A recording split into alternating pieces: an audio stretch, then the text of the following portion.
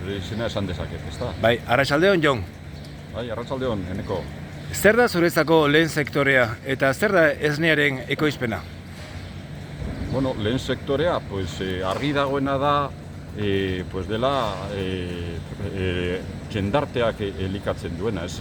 Edo zentzu zabalagoan jendeak hornitzen duena.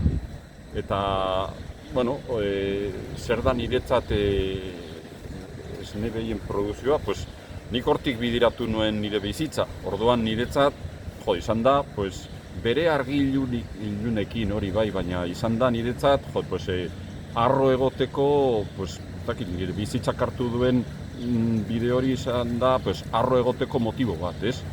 Eta nik uste dut ez bakarrik ni arro egoteko, baizik eta pensatzen duzunean egiten dugun, bueno, gu kooperatiba bat gara, ez?